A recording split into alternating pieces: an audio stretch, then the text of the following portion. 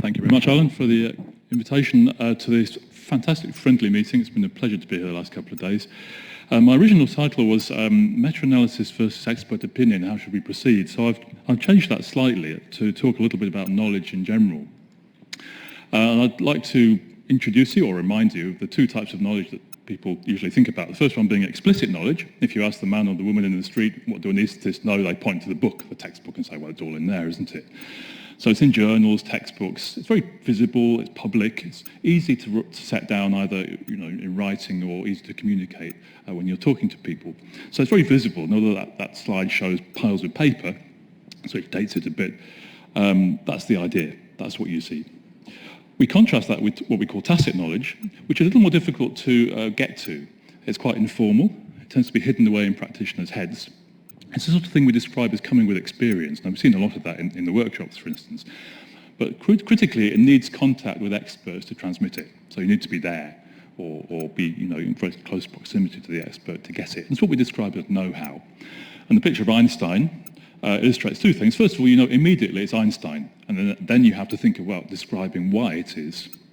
And of course, he's riding a bike as well, which is your classic skill acquired, first of all, by demonstration, then by practice. But you can't actually teach people exactly what to do to ride a bike. They just have to discover it for themselves after you've shown them. We did a project with a couple of sociologists a few years ago about expertise and knowledge in anaesthetic practice and education. And one of the papers we produced from it was about regional anaesthesia. And as you might expect, the experts were technically fluent, but they also had quite marked non-cognitive skills, particularly to do with managing the patient.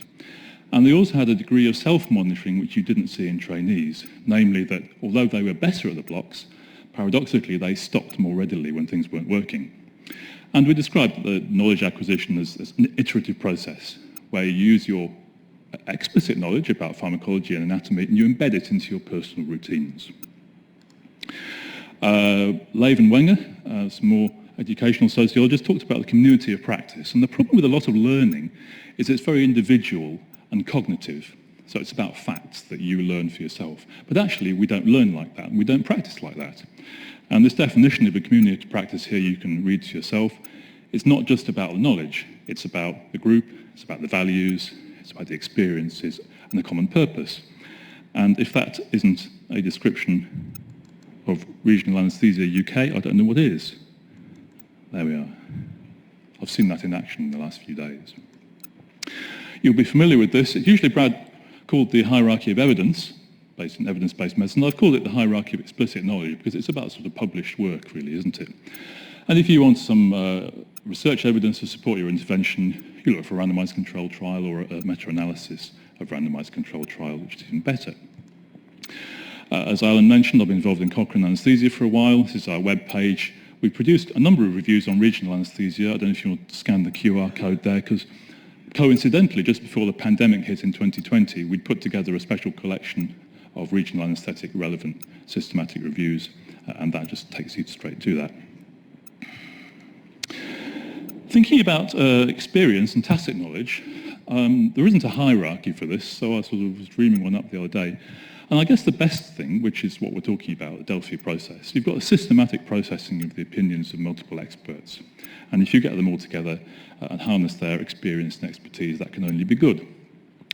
On the other hand, sometimes with published Delphi-type studies, you see something that's not quite so good. The opinions haven't really been dealt with and handled properly. Even worse than that, although still valuable, is the opinion of one respected expert, and we've heard from a lot this last couple of days. You've then got the opinion of the single lone voice maverick, the person who doesn't agree with everybody else.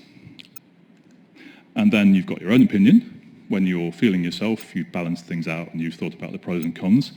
Even worse than that is the fact that experience colours your judgment. And what happened to your last patient might just throw you off course and make you not think straight about your opinion. Even worse than that is what happens to someone else's patients, like second-rate hearsay. So I guess there's a sort of hierarchy of expert opinion as well, if you want to think about it like that.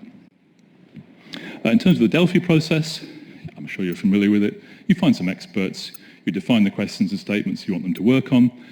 You take the first round results, you feed them back anonymously to the participants, and you keep on going around until you feel you've got to the point that where you've got what you want out of it. There are some pitfalls, and Louis Savage, who's one of our fine new editors in anaesthesia, has written this piece which will be coming out fairly soon. When people talk about modifying the process, it can be a bit slippery because the modifications aren't always the same type. Attrition, where the panelists drop out in subsequent rounds, can affect the results. And there's a bit of a worry too about not the independence, by which I mean the diversity really, the fact you don't have people who all think the same way. And it comes back to what I was saying about the lone voice maverick. And knowledge and science are a social activity as much as a cognitive one. And if you don't get everyone together with a range of views, that might colour your final result. Given that there's minimum reporting standards for most types of study, randomised controlled trials and meta-analyses, for instance, it's a bit strange, possibly, that there hadn't been too many moves to find one for a Delphi-type study. This paper in Palliative Medicine suggested such a standard document, and it's something that we'd consider, we'd be thinking about for the journal Anaesthesia when we publish these things, I think. Thinking particularly about these 4 elements. I'm pleased to say there's some recent Delphi consensus publications relevant to regional anaesthesia. The most recent one, I think, is really useful.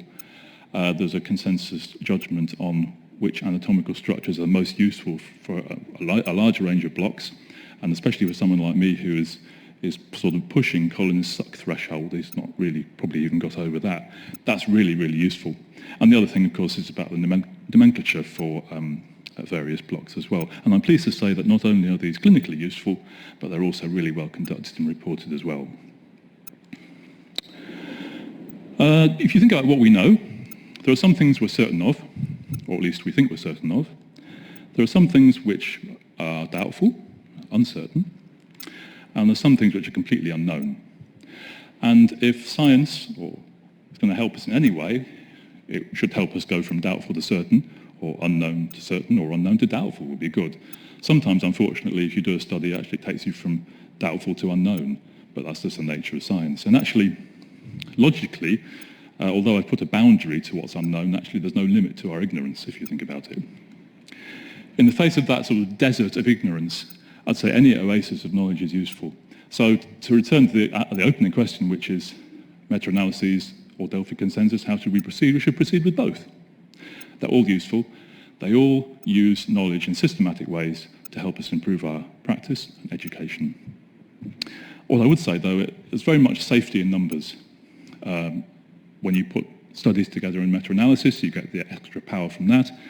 And when you put your experts together in a properly conducted Delphi process, then that really helps as well. Thank you very much. This is my Twitter feed. The QR code will take you straight there if you want to get in touch. Thank you for your attention.